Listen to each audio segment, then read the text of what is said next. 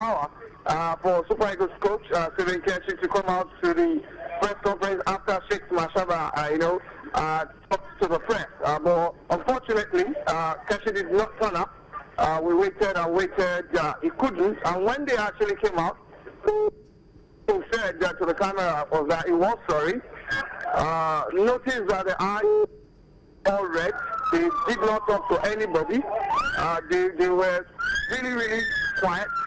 All of them just walked reluctantly to their first, and it wasn't a funny scene. Really, most of them still, most of the fans and of course presidents are still, loitering around the nest of champions in Akwa Ibom here, and nobody thought that this would really happen, especially with some of the matches and the DRC Congo game also through before Nigeria started, and of course played against the Bafana. A lot of people thought that what happened in 2012, we would have understood clearly the calculation, so that at the end of the day we avoid what has become really a big shock, to Nigerian football. Well, I can even hear plenty of noise behind you, the background. I can hear siren, I can hear a lot of noise. Police vehicles, security vehicles moving around, people shouting. What's the atmosphere right there? I know that Keshi will need a lot of protection. The Eagles will need a lot of protection right there at the stadium. What can you paint the picture for us of what is looking like for the team in terms of securing them to leave that stadium in one piece? Just left a couple of minutes ago. They were, nobody really harassed them because it was, like I said, we're waiting.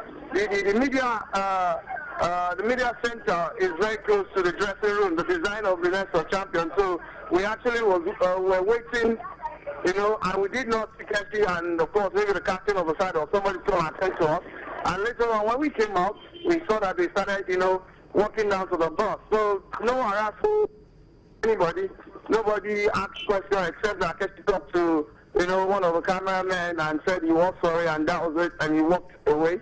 Others did not really respond to any call by pressmen or even some caught up with them at the bus. So they actually have been conveyed straight to the Le Méridien Hotel, and they are safe, Well, like I said, the fans really are still yet to request that we would not participate at Equatorial Guinea 2015. Long faces everywhere, gloomy faces, and a shock, a big one, a big shock. Were you able to corner any of the officials of the Nigerian Football Federation? What are their reactions to what happened? This is an all-time low for Nigerian football. I think was an all-time low. You won the Nations Cup in 2013. A year after, you totally are zero. And none of them really showed up at the end of the day because they were very optimistic prior to this particular time. Everybody sounded very optimistic, especially with the boosting win, the morale boosting win in Congo, and a lot of those should be a wrap here. Everybody started jumping even before kickoff here. But immediately after the game, when we were struggling to come down to the turf to see on the turf with Six and of course Keshi, we just did not. They started disappearing one after the other. Everybody started walking away, and we just did not spot them. Space, none of them here. They retired back to their various hotels, and an all-time low.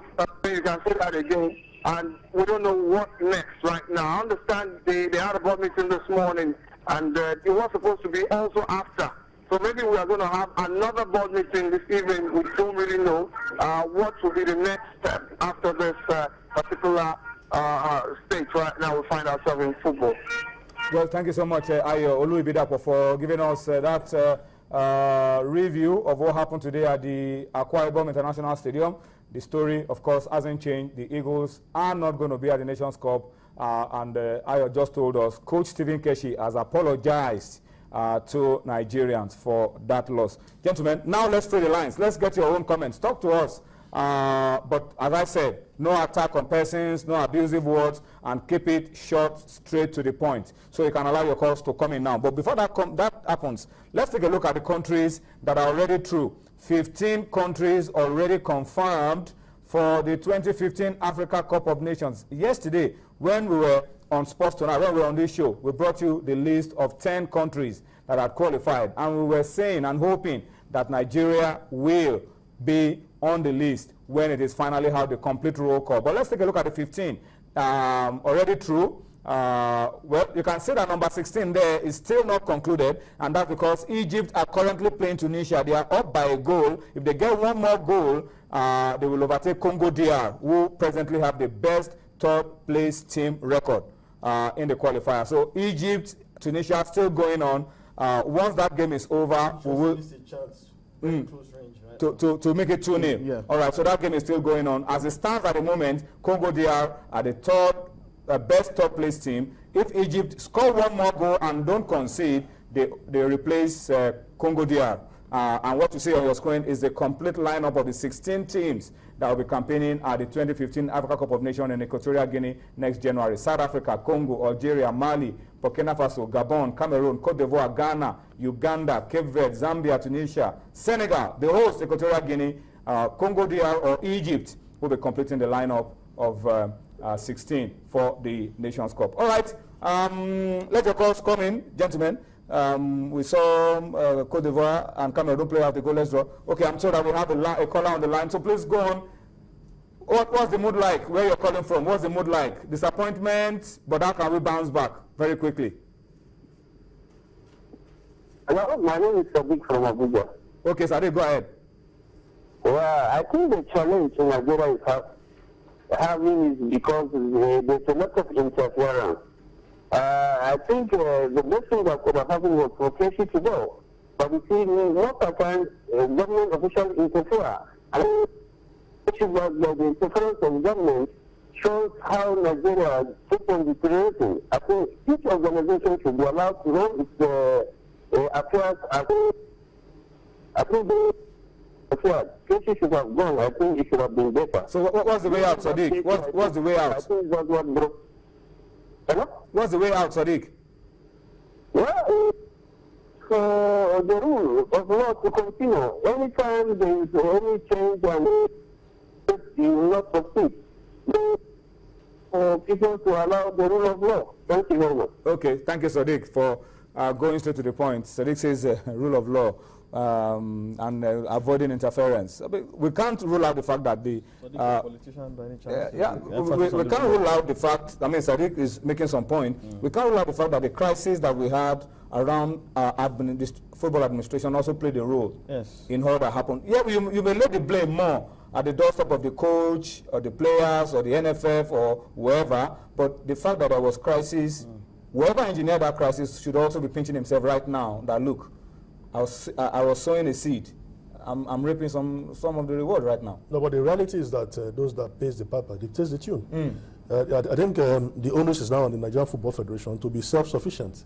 When you generate your own income, then you can decide the course of action. You can decide your destiny. But the government still brings a chunk of the money for the NFF, so you cannot stop them from interfering. They will always interfere as long as 90% or even 100% of their income comes from government. So whoever is talking of government interference, perhaps they are not facing the reality. Tunde, you buy that idea as well? Very true. Until the NFF is autonomous, there is nothing anyone can do. Well, I mean, but then, yes, we know that government plays a key role, but did we have to go through the crisis for us to realize what role everybody has to play? Well, unfortunately, that's the way it is in Nigeria. Until there's a crisis, until there's threats of FIFA ban, court cases, it seems everybody just is prepared to go now. Oh, let's just go on. We live happily ever after. We'll sort it out as we go on. No, until we sit down and actually resolve these issues conclusively, nothing will happen. Let's pick this call. Umar, let's talk to Umar. Umar is calling us from the United Kingdom. From Leeds in the United Kingdom. Umar, I'm sure Nigerians in the UK must be livid, must be disappointed. What exactly is the mood right there? Well, the mood is the same everywhere, that we're all sad. But you know, the problem of football in Nigeria is systemic. Like every other, it's only in Nigeria where people who know nothing about this game run the game. It's the same everywhere. See, all the problem in football, people who know nothing in football, people who like Shehu Odega, who are actually playing the game, will not be allowed to run football in Nigeria. And you guys, journalists, What about journalists, some people, you don't bring out the issue